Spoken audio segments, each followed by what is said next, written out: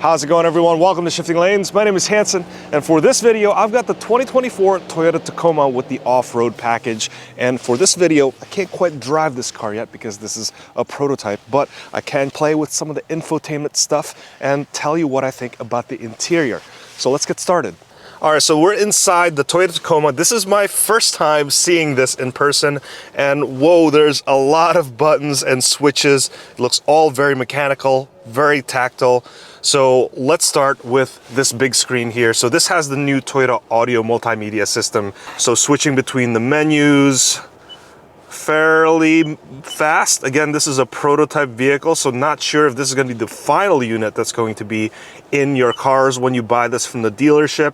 But this is more or less the same experience that you can get out of newer Toyota vehicles. It's still missing that multi-page view that you can get from like Apple CarPlay or Android Auto, but you can still get wireless Apple CarPlay and wireless Android Auto here, so that is going to be great. Now looking down here, we've got a big volume dial, and flanking it we have a couple of vents. Here, big dial for the temperature controls. This is a dual climate zone, so you could sync between the two sides. We have heated seats and ventilated seats as well, and down here we have these nicely knurled, but they're still plastic, these toggle buttons for your HVAC controls, fan controls, your front and rear defrosters. And here, heated steering wheel. Looking down below here, we have your wireless charger, some grippy textures for maybe your other phone, a couple of USB chargers here, and here's your shifter. We got the traditional PRND and S for manual shifting. Right here, you have your parking brake, auto brake hold, and here's your transfer case controls. So you could just toggle between 2 high, 4 high, and then 4 low. Of course, you have to shift into neutral first before you can get into that. And down here, this is kind of like your drive mode dial. You have your drive mode, your tow haul mode, your multi-terrain select, and your crawl control. And then right behind the shifter, you have a couple more buttons. You have your trailer control. This is your 360-degree camera view.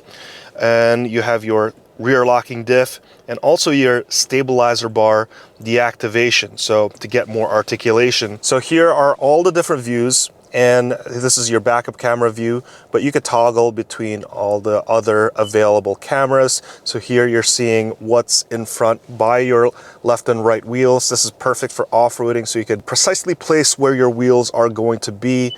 This is your side, so like looking at the back wheel, just in case there's a tree nearby or something like that you want to avoid. And here's looking at your bed, and this is a kind of like a 360-degree flyby. I cannot drag, but you can select the different angles. You can see there Toyota Jeff is recording his shorts. And yeah, you could always pull up those cameras, this button over here. And here, this is your off-road mode. So here you can see kind of like where your wheel is, the back of the front wheel, and also the front of the rear wheel. And then here you have your yellow outline. That is basically tracking where your wheel is going to be. And while you're here, you could also swap between the different views. Here's another handy view here. So that traces the outline of the front wheels. So when you want to precisely kind of place your wheels, this is another good view for that. When this shows your path, this really shows where your wheels actually are. So pretty helpful. And of course, you've got your pitch and roll angles as well. This is the auto button, so that when you're going 10 miles per hour or lower, this camera view will just pop up. Now we're looking at the digital instrument cluster. Don't mind the check engine light there. This is a prototype vehicle, and there might be some funny business going on, so not a big deal. But let's take a look at all of the different displays that you could toggle through. So now you have the adaptive cruise mode screen, and you could hold OK to change the different settings. Here you could toggle between blank, driving support, your settings, messages, and if we go to the right, this modifies the right screen, and here are your trip counters, tire pressures, traction monitor, pitch and roll angles, and then your trailer brake and trailer mode BSM, blind spot monitoring system. And yeah, you could also turn that off as well.